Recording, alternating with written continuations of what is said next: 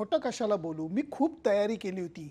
हा T shirt Bharat विरुद्ध पाकिस्तान अंतिम सामना 11 सप्टेंबर रविवार रोजी होईल म्हणून राखून ठेवलेला होता।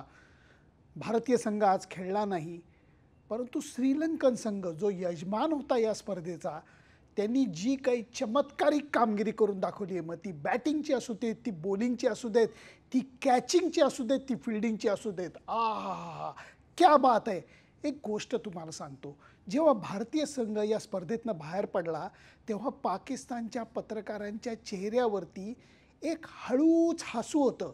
चिडवत नव्हते ते, आम्हाला हिणवत अजिबात नव्हते, खोटं बोलणार नाही, परंतु एक छोटंसं समाधान त्यांच्या चेहऱ्यावरनं, त्यांच्या डोळ्यामधनं हे झाकत होतं।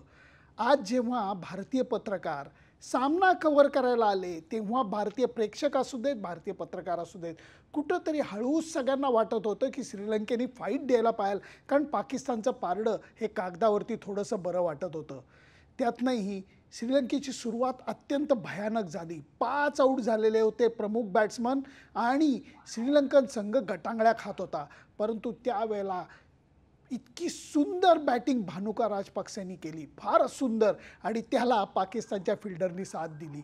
प्रचंड उंच उडालेले कॅचेस हे या मैदानावरती घेणं थोडंसं अवघड पडतं, कारण इथे 4 दिव्यांचे खांब नाही आहेत, सगळीकडे दिवे लावलेले आहेत आणि त्यामुळे तो डोळ्यामध्ये प्रकाश येतो। कारणं देता येत नाहीत, पण त्याच्यामुळे झेल पकडणं पाकिस्तानला जमलं नाही। भानुका राजपक्षेंनी त्याचा व्यवस्थित फायदा घेतला।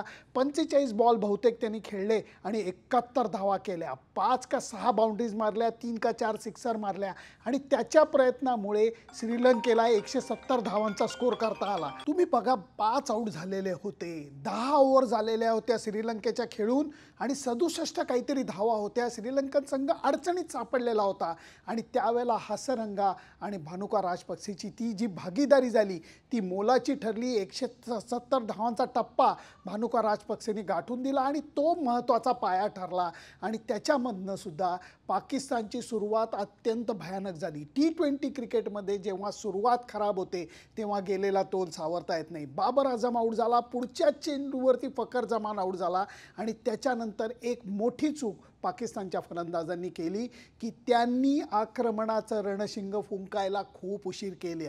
रिजवान असू देत, इफ्तिकार असू देत, शांतपणे खेळत राहिले, जणू काय आम्हाला पाहिजे त्या धावा आम्ही आरामात काढून देऊ असा त्यांचा आविर्भाव होता। तो त्यांच्या चांगलाच अंगलटी आला, कारण अपेक्षित धावगती 7ची 8ची 9ची 12ची 14ची 15वरती गेली, आणि त्याच्यानंतर एक एक बॅट्समन मोठे फटके मारताना आऊट झाले। हसरंगानी सुरुवातीला 36 धावा केल्या होत्या, मोलाच्या 36 धावा, आणि नंतर एका ओव्हरमध्ये त्यांनी 3 विकेट काढल्या।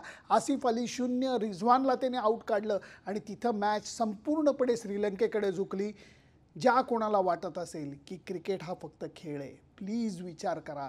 श्रीलंकेची आत्ता देशातली परिस्थिती अराजकतेची आहे, जनता तिथली विविध संकटांना तोंड देते, हसण्यासारखं उमेदीने जगण्यासारखं त्यांच्याकडे काही नाही आहे, आणि त्यावेळेला त्यांच्याकडे होतं जे यजमानपद ते त्यांच्या देशात होऊ शकलं नाहीत, सामने इथं करायला लागले दुबईमध्ये, आणि त्यावेळेला श्रीलंकेने यजमान असताना हा अजरामर विजय मिळवलेला आहे, आणि त्या ज्या काही दुःखाच्या सगळ्या लहरी आहेत, चटके आहेत, त्याच्यावरती हळूच क्रिकेटची फुंकर मारली आहे असं मला वाटतं।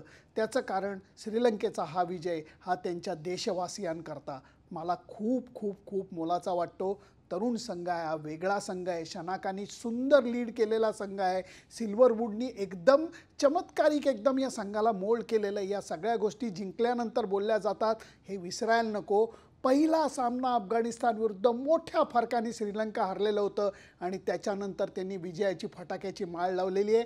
टाळ्या वाजवल्या पाहिजेत, कौतुक केलं पाहिजे, आणि हे म्हणलं पाहिजे की जे कोणी T20 क्रिकेटमध्ये कुठल्या संघाला कमी लेखतात, परिपूर्ण कामगिरी करत नाहीत, त्यांची काय अवस्था होते, आणि त्याच्या उलट अडचणीतनं जो संघ मार्ग काढतो तो विजेतेपदाकडे कसा दिसतो जातो, हे आपल्याला श्रीलंकेने दाखवून दिलेलं आहे। तुम्हाला काय वाटतं या श्रीलंकेच्या विजयाबद्दल, पाकिस्तानने केलेल्या चुकांबद्दल, श्रीलंकेने त्याचा घेतलेल्या फायद्याबद्दल, आणि त्याचबरोबर मी जी म्हणलं की आत्ता श्रीलंकन जनते ज्या संकटातनं जाते त्याच्यावरती ही क्रिकेटची फुंकर आहे असं मला वाटतं। तुम्हाला काय वाटतं हे तुम्ही जरूर कळवा, आणि त्याच्याकरता माझं फेसबुक पेज, माझं यूट्यूब चॅनल सबस्क्राईब करायला विसरू नका। Bye bye.